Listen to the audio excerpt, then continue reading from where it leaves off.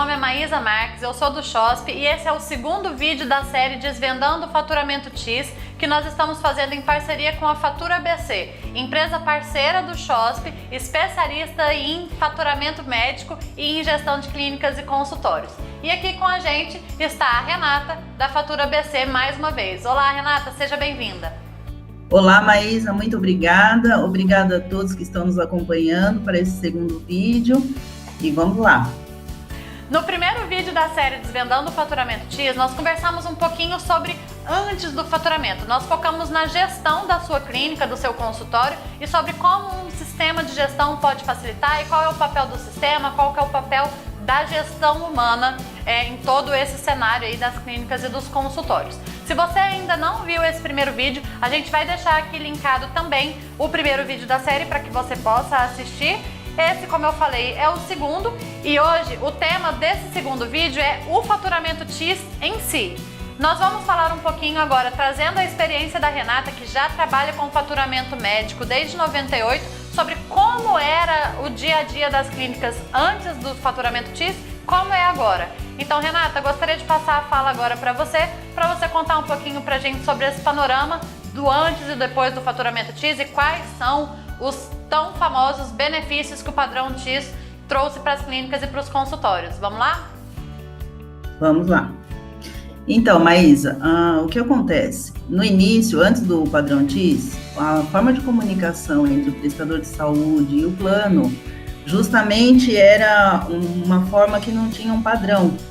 Então, era assim, cada convênio ele solicitava um tipo de informação, ele solicitava essa informação num tipo de formulário que não era um padrão, então você se via com várias formas de remuneração, várias formas de interpretação de tabelas, vários índices para fazer cobrança. Então, por exemplo, se uma clínica tivesse 10 convênios, dificilmente aqueles 10 convênios teriam a mesma forma de comunicação, tanto na questão dos formulários, quanto na questão da solicitação do que o convênio precisava de informação para realizar o pagamento daquele atendimento que a clínica prestou. Então, era um processo difícil, até a nível de acompanhamento. Não havia como hoje, após a entrada do padrão, os demonstrativos de pagamento, todos certinhos, prazo para você fazer recurso de glosa. Não, era um processo que, assim, era muito difícil. Justamente com a entrada do padrão TIS, isso melhorou, foi justo da necessidade mesmo, né, e se padronizar essa forma de comunicação e a questão de códigos também. Justamente a entrada do padrão TIS permitiu essa comunicação mais transparente, é isso, é uma comunicação mais transparente com a entrada do padrão TIS. Na questão de formulários, na questão das informações para você fazer essa troca, na questão de datas acordadas, agora, após o padrão TIS, você tem datas para você fazer um recurso de glosa. Você antes fazia um recurso de glosa e ficava aí 1 ano, 2 anos até receber. Agora não, com a entrada do padrão TIS ficou tudo mais transparente, ficou mais o preto no branco, entende? Então, no sentido não só de padronização de papéis, da troca da informação, nos formulários, em toda a comunicação, questão de autorização de exames também. Antes era muito difícil, às vezes o paciente, tinha convênios que o paciente precisava ir até o plano, passar por um especialista e vir com uma guia de encaminhamento para fazer, dependendo da especialidade. Outros a gente conseguia fazer solicitação de autorização só via telefone. Então, era bem difícil. Então, a entrada do padrão, sem dúvida alguma, foi algo fundamental para essa área da saúde suplementar. Legal, Renata. Facilitou, né? Assim, deixou mais transparente, como você disse. E que loucura isso, de não ter prazo para recebimento de glosa. Isso eu te confesso que eu não sabia que era assim. Que doideira. É um absurdo, porque, assim, você não tinha nenhum padrão para entregar a conta, né? Então, que dirá para você fazer um recurso de glosa e ainda até chegar esse processo lá, para você receber essa glosa, assim, a perder de vista. É uma coisa maluca, contando, assim, parece brincadeira. E até, assim, quando, antes, né, do padrão, a gente tinha alguns planos tinha que preencher, até coloquei uma ilustração, é como se fosse aquela cartelinha da Mega Sena, mas assim, com todas as informações do beneficiário. Então, você pintava o nome do paciente, a data do atendimento, o número da matrícula da carteirinha, tudo pintadinho. Então, a hora que vieram as decalcadoras, isso veio posterior. Essa decalcadora que eu coloquei aí como imagem, justamente isso, colocava o cartãozinho do paciente, aí tinha um chequinho com carbono e passava essa decalcadora. Quando elas entraram aí, a maioria dos convênios começou a implementar esse tipo de comunicação. Mas quando entrou essa decalcadora, foi uma libertação. Depois do padrão TIS, que vieram os sistemas de gestão, aí foi libertação total. Renata, então uma clínica que hoje vocês aí na Fatura BC, com o padrão TIS e com o uso do XOSP, vocês gastam, sei lá, uma semana para fechar o faturamento TIS. Antes, quando não existia o padrão, nem o XOSP, nem nada, devia ser 2 meses fechando esse faturamento, né? Era uma loucura, porque quando eu comecei, Maísa, não tinha nem computador, só para você entender. Logo que eu comecei em 98, 99, a clínica não tinha nem computador, era com uma máquina de escrever elétrica. Era um pouco melhor do que a manual, não sei se você conhece a máquina de escrever elétrica. Era feita uma lista, uma relação em ordem alfabética dos pacientes, assim, uma coisa absurda, uma coisa louca. Então, colocavam todas as guias e a gente, assim, para fazer uma comunicação um pouco mais organizada, uma comunicação um pouco mais sem problema de erro, porque a grande dificuldade, o que melhorou muito com a entrada do padrão, justamente, e dos sistemas, a questão da letra. Porque até hoje, às vezes eu faço uma letra que não é muito, assim, boa, muito bem legível para você entender, então pode ser que eu coloque um número e você entenda outro. Então, o que acontecia nos convênios, até a questão de glosa, que eu vou falar para frente, justamente isso. A questão da sua caligrafia também, isso influencia. E muito, porque aí não era uma comunicação muito certinha.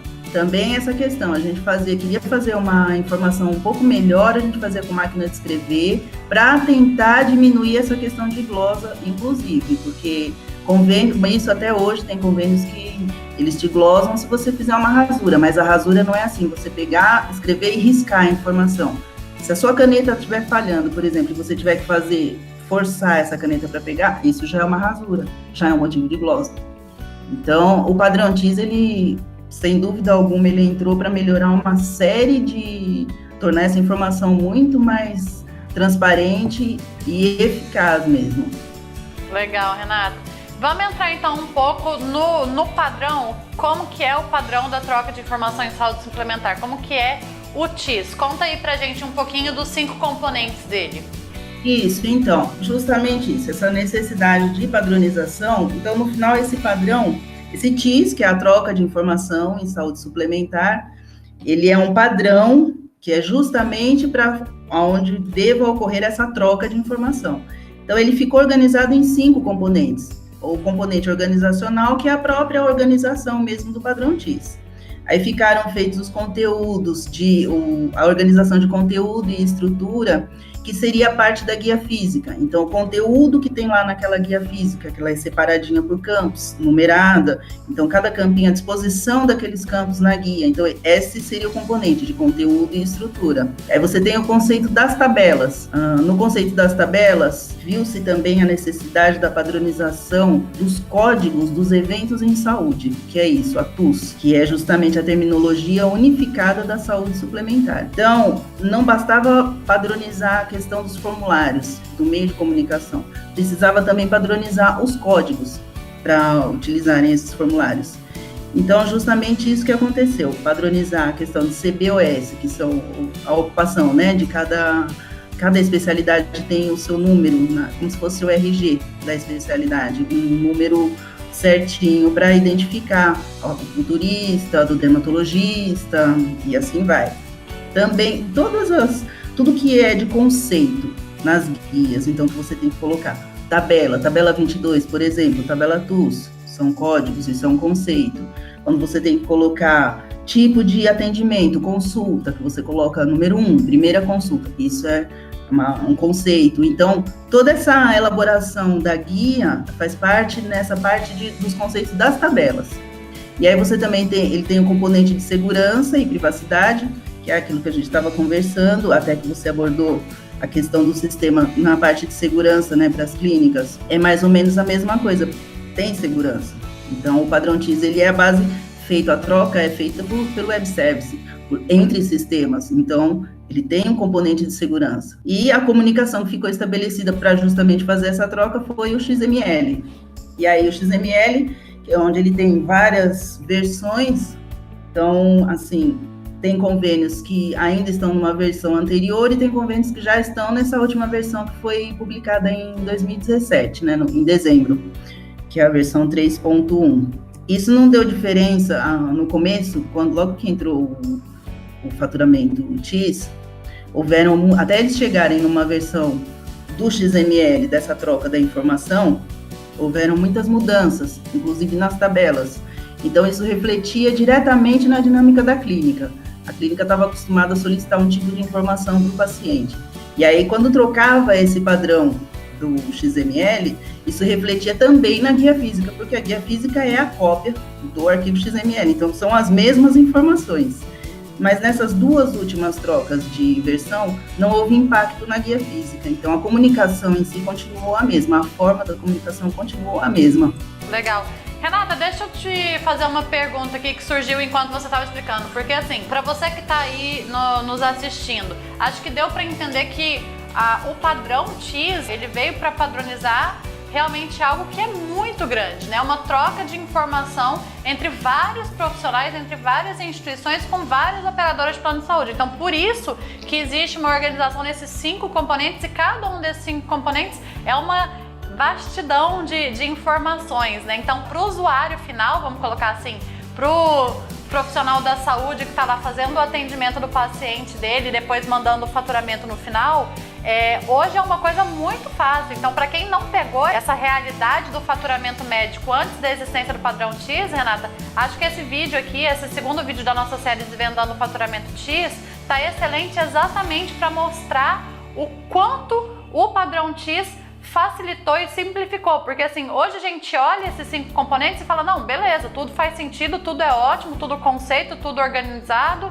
tudo é código, tranquilo. Hoje é assim, hoje é fácil, né? Então, antes da existência do padrão, realmente o quanto isso era moroso, trabalhoso, tanto para própria fatura BC, né? Ou para você, Renata, que a fatura BC ainda não existia antes do TIS, como para o próprio prestador de serviço e também para a operadora de saúde, né? Então era tudo muito trabalhoso para todo mundo. E esses 5 componentes, hoje a gente olha e acha tudo muito simples, mas existe uma imensidão, né, por trás. Muito legal, muito bacana essa visão sobre o TIS. Então, Renata, o que eu queria te perguntar era justamente sobre você falando ali das versões do próprio TIS, da versão da comunicação. Por que elas existem? Por que de tempos em tempos a ANS troca a versão do TIS? Você consegue explicar um pouquinho pra gente? Olha, eu vou tentar. O que acontece? Porque assim, logo no início, que nem a gente falei, a TUS, ela entrou depois do TIS. Então assim, primeiro entrou o padrão TIS. E aí foi feita uma versão do arquivo XML. E aí começou a fazer essa troca da informação e tal, mas aí viu-se que não adiantava padronizar apenas a comunicação. Precisava padronizar os códigos que faziam parte dessa comunicação. Por quê? Pensa, cada clínica ela tem uma tabela acordada em seu contrato de prestação de serviços. Então, era muita informação para compor esse padrão e muita informação que ficava perdida. Então, na primeira versão, por exemplo, a gente tinha as tabelas certinhas para fazer essa troca da informação, mas de repente tinha clínicas que não tinham uma tabela MB acordada para um determinado procedimento, vamos supor, ele tinha um pacote. E aí, na versão primeira, que foi instituída do XML, não tinha um código, que hoje a gente tem a tabela 00, que são outras tabelas, justamente para a gente colocar um código de pacote, que naquela época era utilizado nessa tabela 00. Agora, hoje, após uma nova mudança nessa versão do arquivo XML, tudo que é pacote fica alocado na tabela 98. Então, assim, na verdade, a troca das versões é justamente para padronizar algum tipo de informação que ainda não ficou bem alinhada, você entendeu? Mas eu acredito que de agora em diante, isso não vai mais impactar nas informações que as clínicas trabalham com as operadoras, é mais a parte da operadora com a ANS, um alinhamento desse tipo de informação. Deu para entender ou não? Deu sim. Então, acho que é justamente por ser essa imensidão de informações, né, por serem 5 componentes, cada um com vários detalhes. Então, conforme foi sendo aplicado o padrão e conforme ele foi entrando em vigor e sendo utilizado, daí foi se vendo que existia a necessidade de ir padronizando cada vez mais. Então, aí por isso vai mudando a versão do XML. Então, é isso, né? É isso, justamente isso. É para poder acomodar a informação. Teve numa das versões, isso há uns 2 anos atrás, então foi tirado a tabela 00. Só que o prestador aí, ele tem códigos acordados que são códigos internos da operadora, não é um código da tabela própria dele de remuneração. Então ele não tinha onde fazer essa cobrança. Foi uma versão que foi retirada assim por 6 meses e depois já foi refeito uma nova versão, incluindo novamente essa tabela 00. Então hoje ficam todas as tabelas nesse arquivo, nessa versão do arquivo XML atual, né? Justamente, então, a questão é essa, é que com a alteração da versão do arquivo XML, numa dessas eles tiraram umas tabelas a única que o prestador podia fazer a comunicação dele, e isso durou por 6 meses. Depois, novamente, voltou essa tabela 00, porque ficou entendido que o prestador não tem apenas aquele código certinho da tabela 22 para fazer a sua cobrança. Ele tem um pacote dentro de uma mesma operadora, ele tem código da tabela 22, ele tem código de pacote e ele tem código de outras tabelas também. Vamos lá então, Renata, vamos aprofundar um pouquinho mais, vamos seguir aprofundando aí no padrão TIS, como que está hoje, né, o cenário das clínicas e dos consultórios com a existência do padrão TIS. Pensando um pouquinho na comunicação, nos contratos, nas tabelas, como que ficou agora essa relação do prestador com a operadora, o antes e o depois? Isso, justamente. Então, conforme eu te expliquei, né, anteriormente, a comunicação antes, ela era bem difícil, não era tão transparente como ela se tornou após a implementação do padrão TIS, em vários sentidos.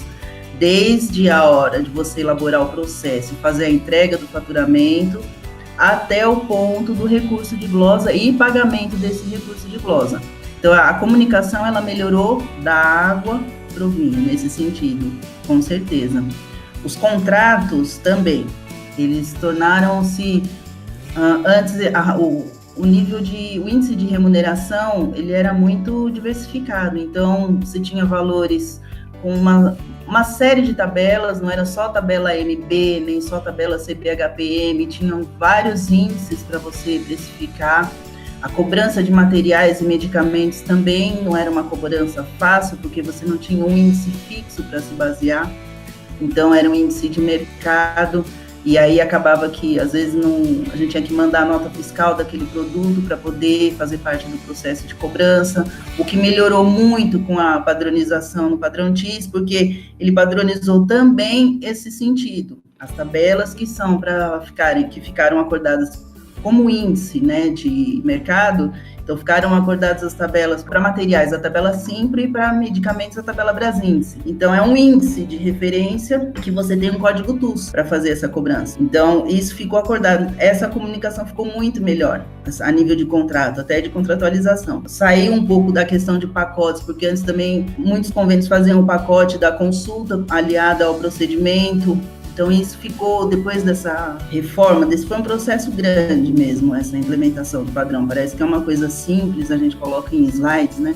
Mas foi uma coisa muito grande mesmo para conseguir organizar. E ainda está sendo organizado, mas assim, já evoluiu muito nesse sentido. Questão de comunicação, questão de contratos, questão de tabelas também, essa questão das tabelas. O que era antes 5 índices que você tinha para remuneração, agora se concentra basicamente, a maioria dos clientes que eu tenho, ou eles têm acordado a tabela MB90, ou tabela MB92, ou CBHPM. Aí tem umas diferenças dentro dessas tabelas, né? que na tabela CBHPM, por exemplo, você pode ser remunerada de uma maneira plena, mas tem clínicas que são remuneradas com deflator de 10, 5 ou 20%, mas aí é assim, o médico vai e ele entra em acordo com o plano de saúde para determinar qual vai ser o seu índice de cobrança. Então, fica tudo alinhado. Mas assim, basicamente resumiu-se a 2 tipos de tabela para você ter negociado em plano de saúde e mais a tabela Simples Brasíndice, para poder fazer a sua cobrança de material e medicamento e ser remunerado por isso. Então, nesse sentido, também melhorou muito a questão das tabelas. Só que assim, como nem tudo é perfeito, tem alguns pontos muito importantes a serem observados. Você tem um contrato de prestação de serviços, então vamos supor que você tem uma tabela AMB acordada como a nível de valorização. Só que o código que você vai ter que fazer todo o seu processo de autorização, de envio do faturamento, é todo dentro do código TUS. Então, o que você tem? Na sua tabela de remuneração, você tem uma tabela de para, que a gente chama, que é justamente da sua tabela que você tem negociada, que é a sua tabela de valor, para os códigos da tabela TUS. Então, nesse estudo, tiveram alguns códigos que ficaram perdidos. Por exemplo, é muito comum você encontrar um código TUS para 4 códigos AMB. E a tabela AMB, como ela funciona? Vou falar rapidinho. É uma tabela que ela funciona com quantidade, cada procedimento equivale a uma quantidade. E aí o prestador, o que ele tem acordado é um valor de CH em reais para converter essa quantidade no valor do procedimento que ele vai realizar. Vou exemplificar melhor. Então, por exemplo, uma biópsia incisional, ela equivale na tabela AMB a 100 CHs. Vamos supor,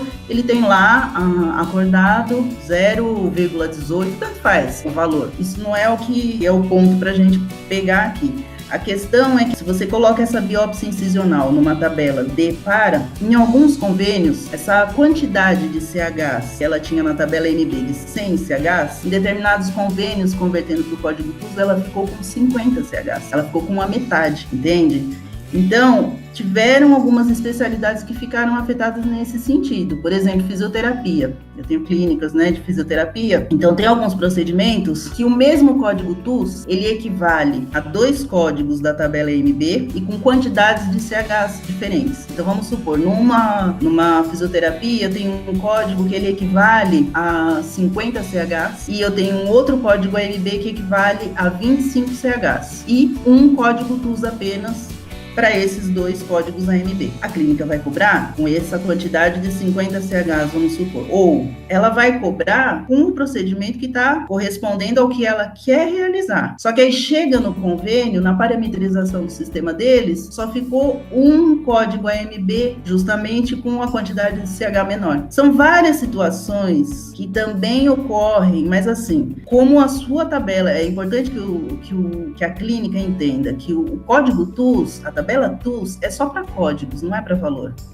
E isso que tem que ficar claro, justamente essa distinção. Tabela TUS são códigos, valor é a tabela que o prestador tem acordado em contrato de prestação de serviços. É diferente. Então, dentro daquele contrato dele, ele vai ter que saber qual procedimento ele está realizando, qual procedimento ele quer realizar. E aí, ver qual é o código TUS correspondente que aquele convênio que ele está realizando o contrato vai ter para oferecer para ele. Aí sim, aí a comunicação vai ficar mais transparente. Então, é uma coisa que tem que ser vista antes. Mas para ele conseguir enxergar essa diferença antes, ele tem que entender isso. Porque eu vejo, Maísa, que a dúvida... Ainda tem muita dúvida hoje com relação a TUS. O pessoal acha que TUS é tabela de código TUS, equivale a tanto, a X no convênio tal. Não é o código TUS que equivale. É o código TUS correspondente ao AMB que você está realizando. Deu para entender um pouco a diferença? É muito interessante essa explicação, Renata, sobre a mudança, das tabelas da AMB para o TUS, e até... acho relevante comentar também que, de fato, isso é uma dúvida muito comum que os nossos usuários têm. Assim, volta e meia tem alguém perguntando pra gente sobre justamente os valores deles, porque como os códigos e as nomenclaturas dos procedimentos foram padronizados com a TUS, existe ainda alguns usuários que ficam confusos com relação ao próprio valor e acham que de repente existe uma padronização também, e daí a gente explica para eles que o que é padronizado é o código e o nome do procedimento, mas que o valor vai de acordo com a negociação de cada um do prestador junto à operadora de plano de saúde, né? E aí, entrando justamente nessa negociação, eu queria aproveitar para te perguntar, ao longo desses 20 anos que você já trabalha com faturamento médico e com a padronização do TIS, com a padronização das tabelas, a padronização aí do TUS, essa negociação do prestador de serviço, do profissional da saúde, junto à operadora, você acha que ficou melhor ou pior para o profissional da saúde o poder de negociação dele em relação ao valor do que ele vai receber por procedimento? Como que ficou essa mudança aí de tabela e de valores? Como que o profissional pode se beneficiar ou não, né, dessa nova forma de negociação com a operadora? Mas ficou muito melhor, sim, nesse sentido, desde que ele entenda justamente essa sua colocação, é aquilo que a gente vem reforçando, eu reforço isso nos meus treinamentos, a cada oportunidade que eu tenho de conversar com uma nova clínica, eu explico isso. O que tem que ficar claro, tabela TUS, códigos, tabela de negociação, de contrato de prestação de serviços é outra coisa. Então, o poder de negociação dele ficou melhor, sim. Hoje ele pode cobrar o seu material e o seu medicamento que ele utiliza na clínica com uma tabela que é um índice de referência, aquele que eu te falei, que é tabela Simpre e tabela Brasíndice, então ele tem lá o código TUS, não tem o código TUS para todos os materiais e todos os medicamentos, mas assim, ele tem, pelo menos para um tipo de material e medicamento que você utiliza na sua clínica, vai ter esse código TUS correspondente. Então, ficou melhor, a questão da negociação ficou, eu acredito que ficou transparente também nesse sentido, desde que ele entenda realmente o procedimento que ele vai realizar e veja qual é a tabela, o segredo, Maísa, na verdade é esse, ele tem que ver o procedimento que ele vai realizar e a tabela do convênio TUS correspondente a esse procedimento que ele quer realizar. Ele vendo qual é o código TUS correspondente àquele procedimento, tudo bem, ele vai estar fazendo uma negociação super tranquila. Porque o único ponto, o mais importante a ser observado, é que às vezes você tem um código TUS para 4 códigos AMB, por exemplo. E se ele estiver negociando uma tabela AMB, então ele tem que observar quais daqueles 4 códigos ele vai querer que seja equivalente àquele TUS que a operadora está propondo. Mas é uma questão, assim, de estudar direitinho a tabela que ele quer fazer a negociação, estabelecer tudo em contrato de prestação de serviços, aí você não tem problema, nem de glosa, de nada. Legal, Renata, muito bom. É bom você falar sobre glosa.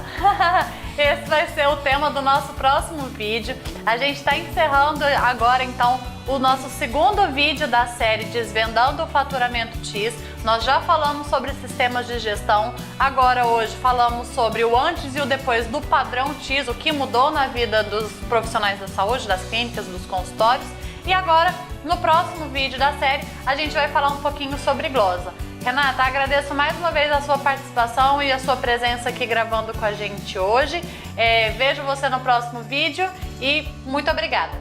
Eu que agradeço o convite mais uma vez, mas agradeço a todos que nos acompanharam também nesse segundo vídeo e aproveito para chamá-los a assistir ao terceiro vídeo, que aí sim, glosas. Vamos ter muita